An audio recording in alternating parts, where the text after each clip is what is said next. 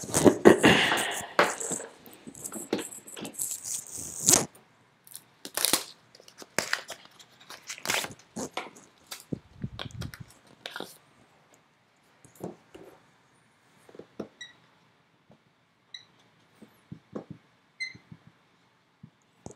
everyone. Welcome to what Mr. Within finds to be tonight's iconic episode. It's close to 3 a.m. in Toronto, Ontario, where I'm giving this talk.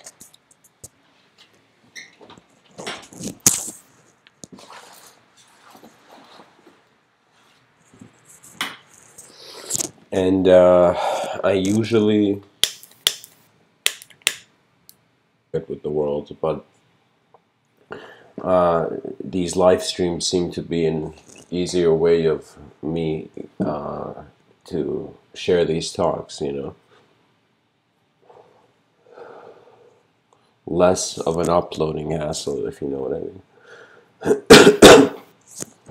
Today's episode is focused on the title, which is An Awakening of an Inner Kind. And so I want to kind of share with you a certain perspective that I'm approaching this talk with, and in some sense, how the title came about.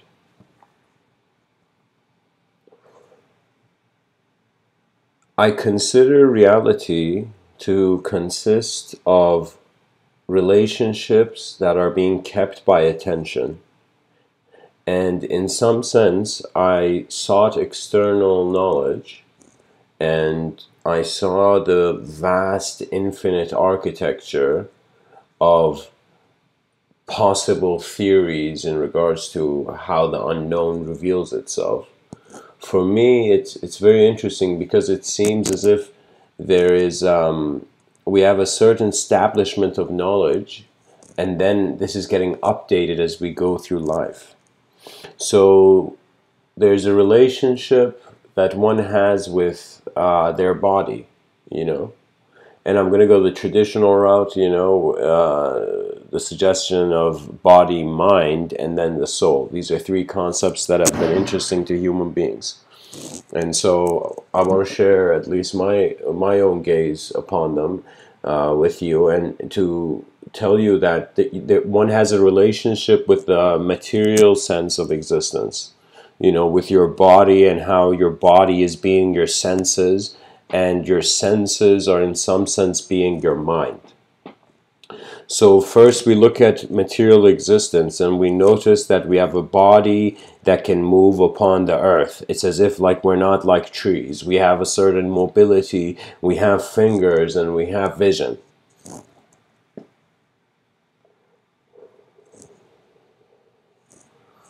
Once one has thoroughly experienced the relationship with the body, then there requires a relationship with the mind.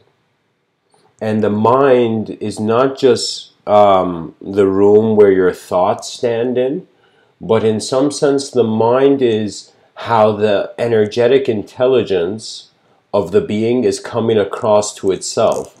So as if once the explorer has explored all material possibilities, then the explorer will manifest itself as a particle. The mind in some sense playfully manifests itself as a wave. And when I say a wave, you know, you can take a scientific approach to it, or you can kind of see it like how the waves of an ocean keep going back and forth, or better yet, for me, the mind is like a river. That's why I use the term streams of consciousness, because it's as if in my daily moment of being attention, thoughts are coming and going, as if I am in the middle of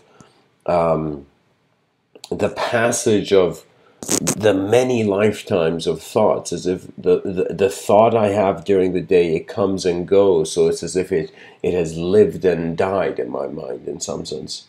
you know. And so the relationship with the mind is actually a relationship with a subjective realm of being. And this subjective realm of being at first displays itself through memory and imagination. And one can conclude that imagination could be the sophistication of the mind to gaze upon all memories at once and bring forth new reconfigurations of meaning and validity.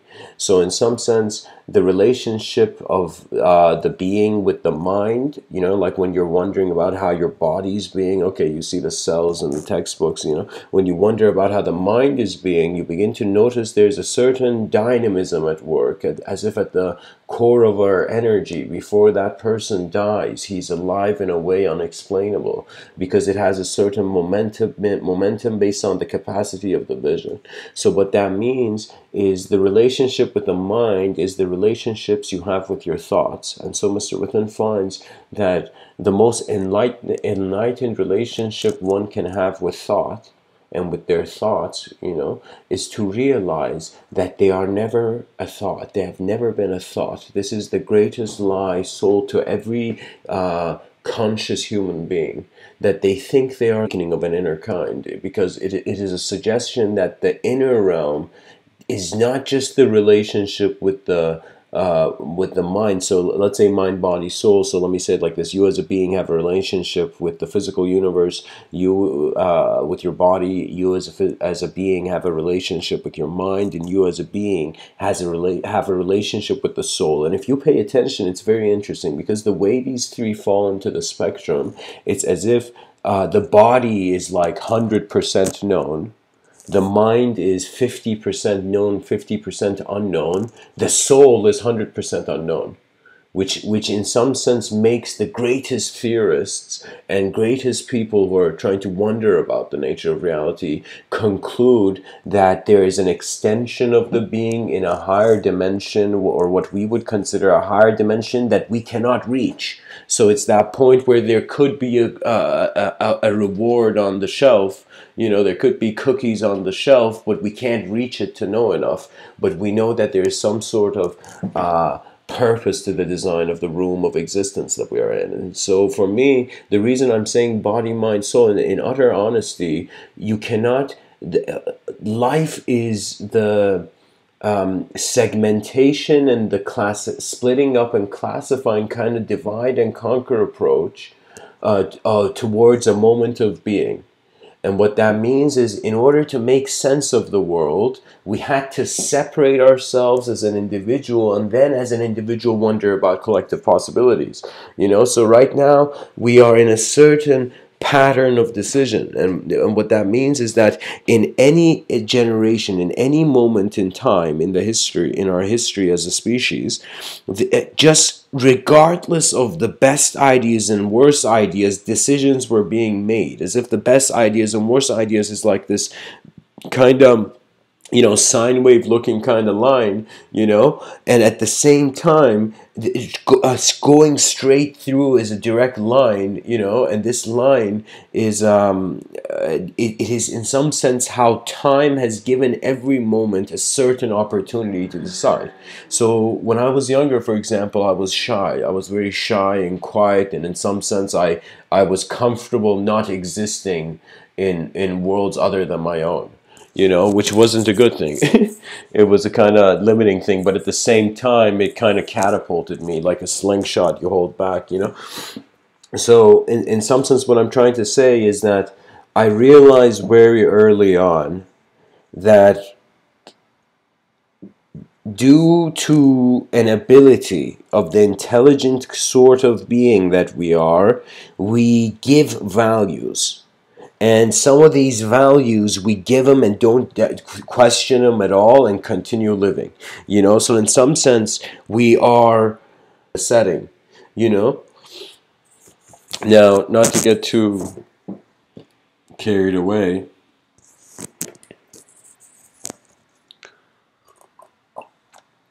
then comes the relationship of the being with the soul, which is with the unknown.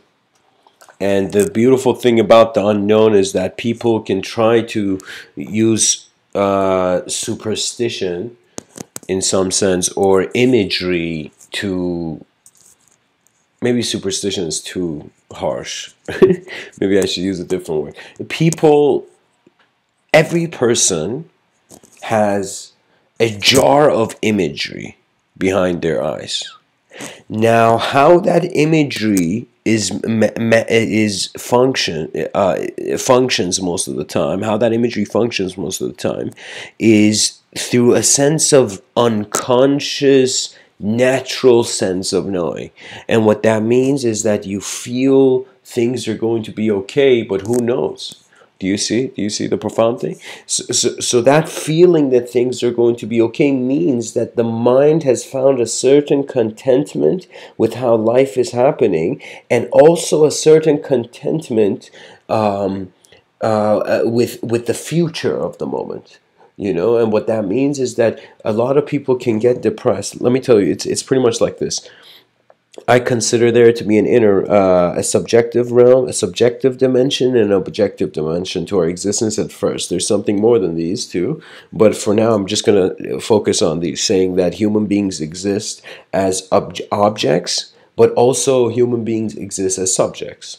Do you see? And so our method of exploration is we have kind of no choice. The moment I open my eyes, like I am who I am the name I'm given, I'm the person going to, do the errands of the day. But in some sense, it's as if you cannot just look at the sun and not wonder about the darkness.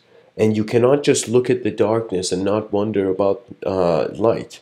And what that means is, regardless of any sort of extreme focus you have to a certain imagery, any person on the planet, your mind learns to accept chaos and order as if they are your children. And I'm not saying this in some sort of Christian biblical way. I'm saying this like, literally, you begin to see that every being has a right to live.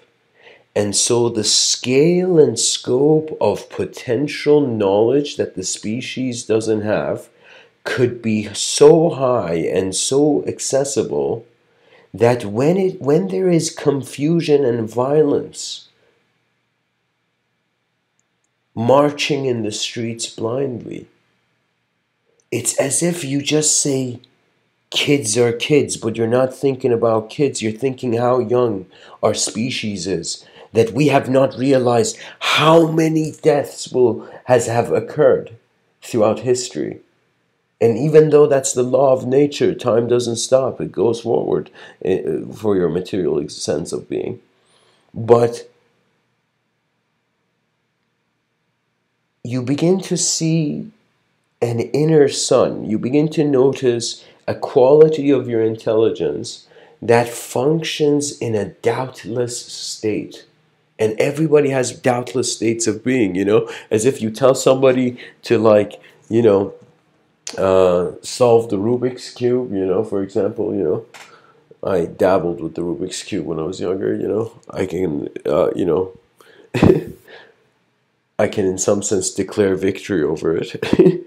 But I'm telling you that it's as if you give someone the Rubik's Cube and they're like, man, this is so complicated. But then you tell someone, hey, man, can you grab a glass from like the cupboard, and bring it to the table, And that person can instantly do that. And it's like, why was there no doubt in a simple task? And why was there doubt in a complex task? Because it seems that the application of intelligence is instantaneous. That means the greatest generals had to go through use their instinct and intuition. And instinct and intuition are in some sense the gifts of the body and the mind. And the mind's intuition is as if as an aspect of your intelligence that is also considering imaginative realities and your memories. And then there's the instinct of the biology of the body that's just focused on living in this material universe.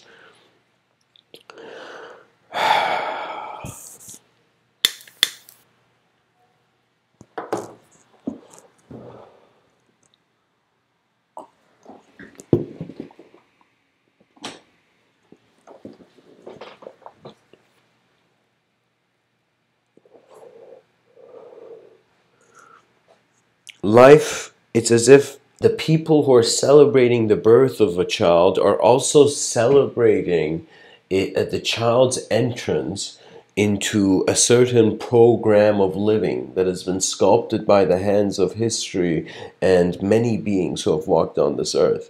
That means when I was born, what I realized, what I soon realized, what I was getting myself into was, in some sense, a sort of simplicity imprisoned by complex conditions.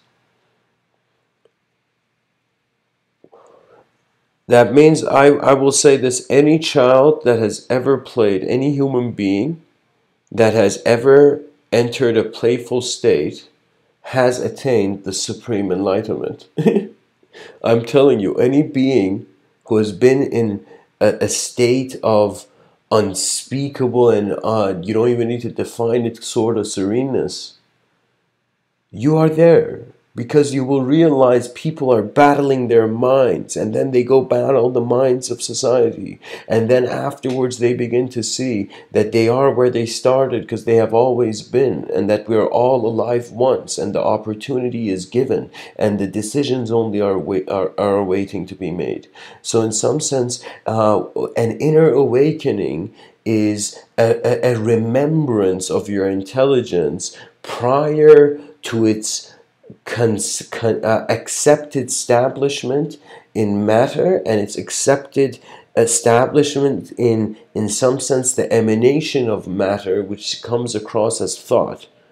So in some sense, what this comes down to is that at your core you are a witness, and because you witness the moment as the moment, not as just a body in the moment, you attain what Mr. Within likes to call a state of advanced communication. The state of advanced communication is a state slightly above nirvana. The reason I say this is because in communication there requires to be a certain amount of stillness and silence in order for any movement to be coordinated. So in the ability of a being to communicate in a way that it's as if in every sentence they are experiencing 10,000 deaths and 10,000 resurrections, it's as if the being shakes its mind, because we think it's like this: the body is like the trunk of the tree, and the mind is branched out. It is branched out. Your personality, who you think you are, like legit in this moment, right now you're listening to Mr. Within speak, who you think you are as a being is comprised of various moments in your past where your attention expressed itself, and it keeps the pattern.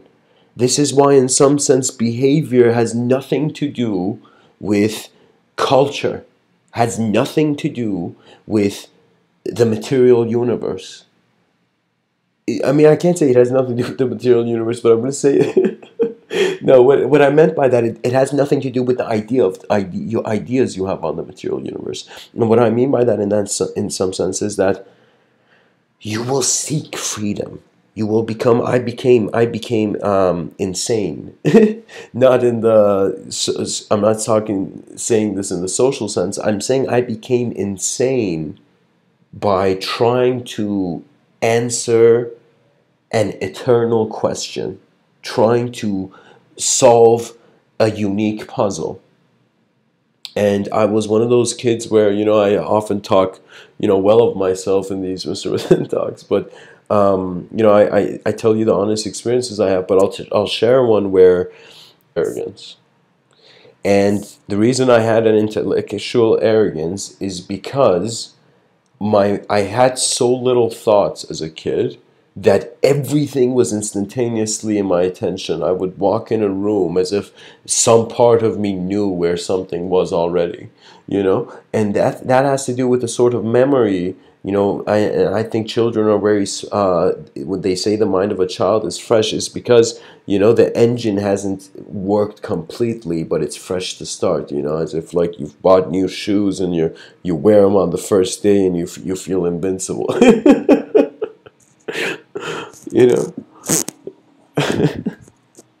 So what I mean by that is that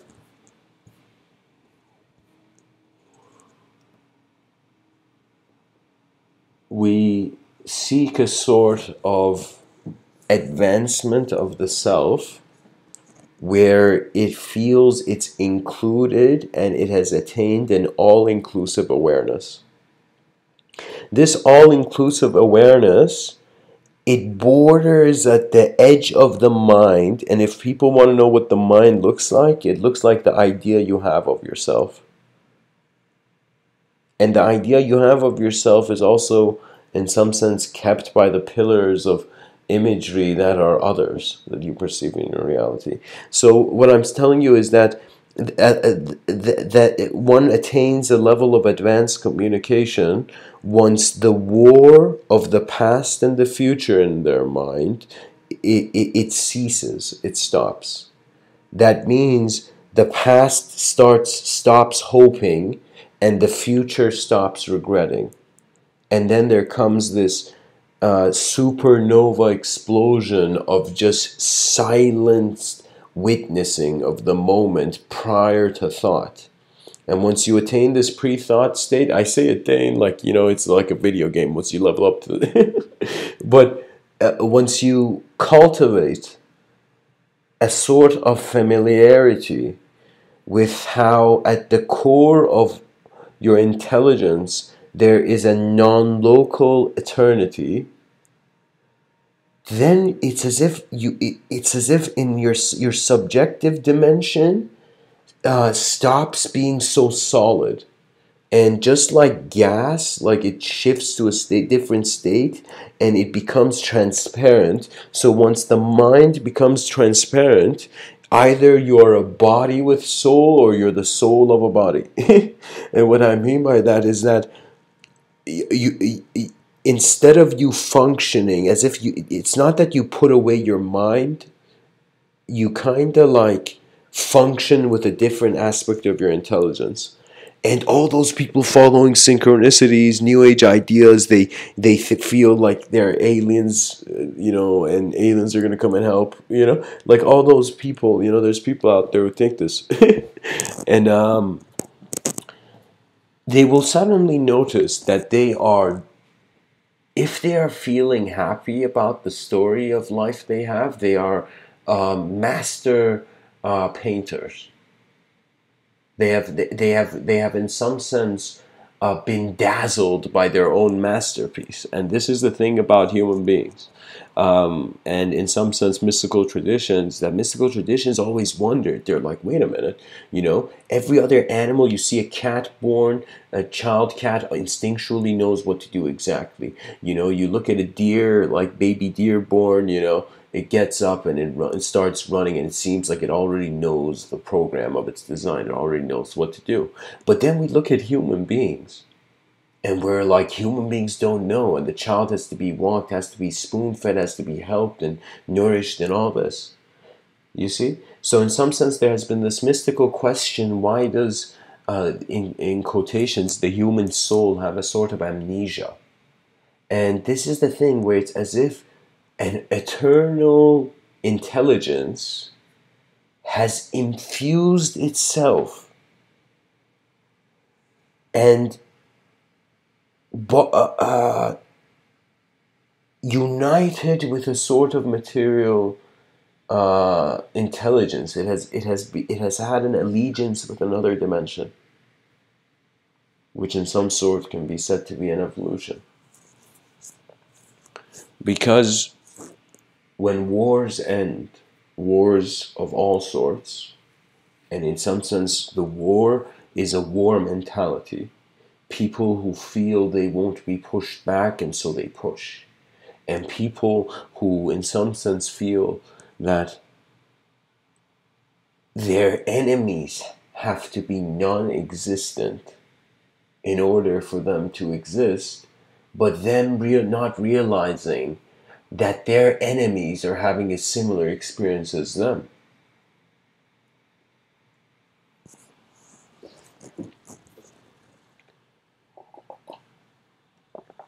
Nothing has more speed and accuracy to change the world than a great idea. A great idea is the solution. And so people are going to be like, Mr. Within, that is like, that's effort to continue the banner of our, excuse me, to continue to continue the banner of our species into the eons ahead. I realized the moment how can I tell you, spiritual kids behave as if they are eternal, and they behave until they realize why they're behaving, and then they realize that there is no explanation for an instantaneous intelligence. This is the beautiful thing. This is why these talks, instead of being 100,000 Mr. Within talks, I guess they're 10,000, because language is a very tiny portion of the true reality. But it's the best tool we've got, and so I guess we all have to build. To build paradise on earth means that you must first build the right mentality. And that means consciously build, consciously reapproach different values and different experiences, and in some sense find a sort of allegiance with the natural world. This is what I find Native American culture, the shamanic sages, in some sense, in some sense held, that they were not resisting what some may consider to be divinity or the next ways the earth moves in the eyes of man.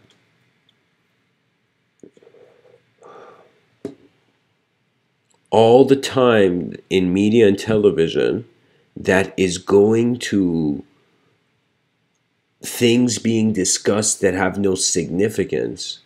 It's like people can also make money with if entertainment and education unite. That's gonna help. That's gonna help our species. But I guess in some sense the true education is an internal one, because in an inner awakening, the being finds themselves in a moment where they are the observer of externality. And the observer externality is reflectively considered to be internal, but once the true presence is experienced, your presence is not local. It is, in some sense, the beautiful surprise. It is the gift you will find as you go within. You will find your true nature, and this true nature, you can't go to an enlightened guru and be like, "Hey, enlightened guru, tell me what is my true nature. Sorry to bother you, please. Just tell me." And you see examples of that in history. I've literally have read too many wisdom quotes, online to, my eyes have gazed upon too many wisdom quotes to tell you that to rush is to be lost. To be violent is to be blind. To be passive is also a sort of blindness.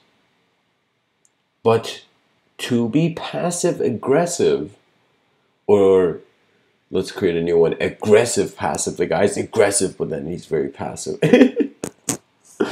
He's aggressively passive,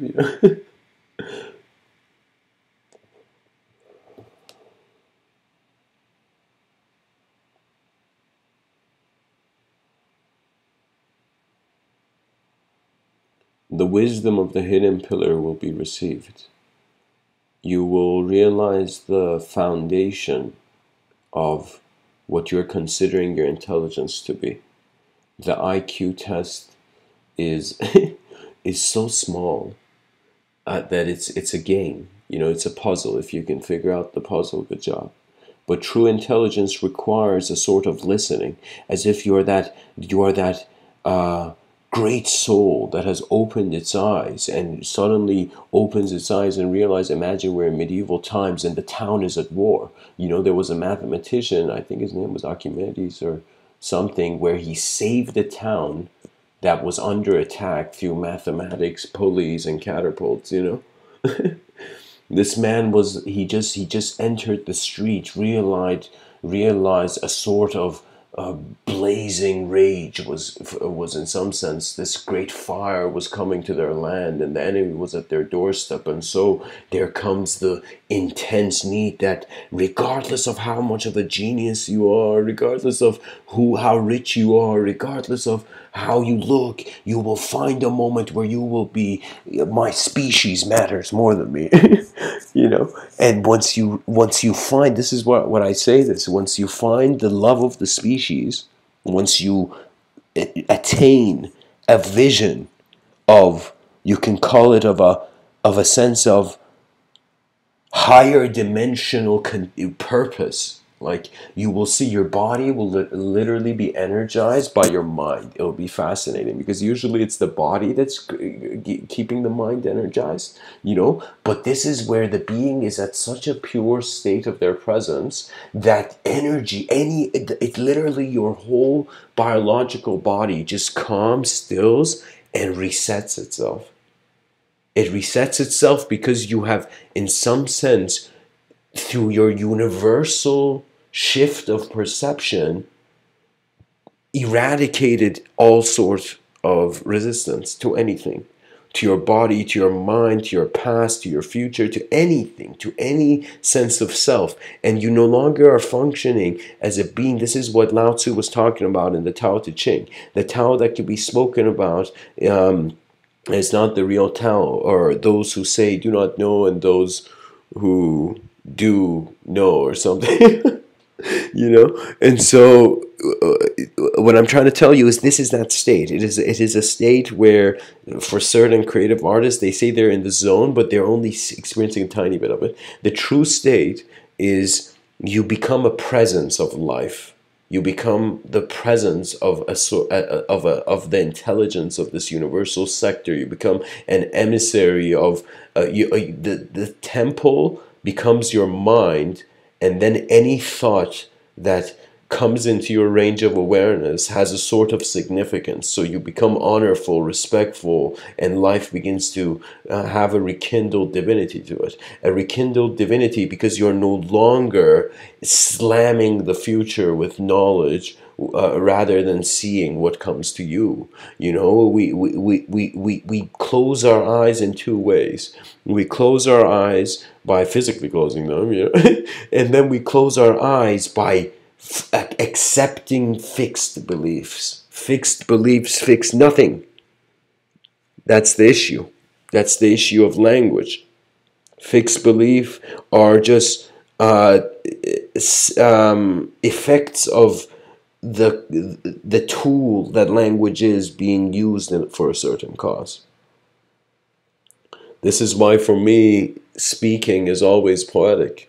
You know, because it is new, and the new has something to it where it comes across as beauty or fascinating or exciting, but in actuality it is the unknown. Society is behaving like it knows everything, and it's driving our youth insane. It is driving the world insane. It is suffocating our markets to only a few industries when there's 8 billion beings with a certain talent in something, you know. This is why, in some sense, I consider myself a person, one of those people in today's, you know, society who's all still doing CPR on art, as if art is not dead. We just have to bring people's attention to the possibility of the creative vastness that hovers behind their eyes, you know. There are mountains within you, and you don't even see the peak. An awakening of an inner kind is when the relationship with the body, which is health, and the relationship with the mind, which is self-awareness, and the relationship with the soul, which is ultimately acceptance, all of these merge as one moment. You kind of feel like you've been this orb, this existence. And so this transparency has a serenity to it. This transparency is the transparency of freedom. A freedom where you first felt what was not allowed, and then you made it allowed.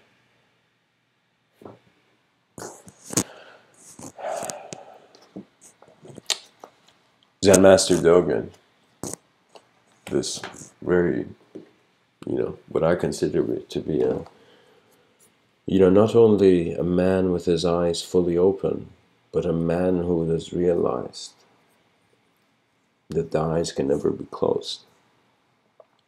Some guy walks up to Zen Master Dogen. This guy had, he had stuff in his hands as if he's like late for work or trying to get to work or in the middle of work or something. And he goes to Zen Master Dogen. He just sees him somewhere and he says, Zen Master Dogen, tell me, I don't have time. I'm in a rush, just tell me very quickly, what is Buddhism? What is the point of this enlightenment? What is enlightenment? And Zen Master Dogen looks at this man as if like, wow, like this man really wants to know now, And Zen Master Dogen just has this serene smile and he looks at the man and he says, to study the Buddha's way, the path to enlightenment, is to study the self. To study the self is to forget the self. To forget the self is to awaken to the nature of all things. After that moment, that man who had asked the question was never late for work. Simply because an enlightening moment pushes time out of from the driver's seat.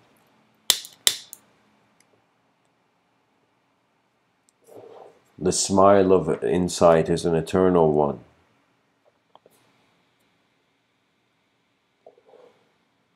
And let us enjoy how matter chooses to animate itself. We are what I like to call the observer-designer within. And so fearless, the world turns. I hope this talk has served you. Much blessings and namaste.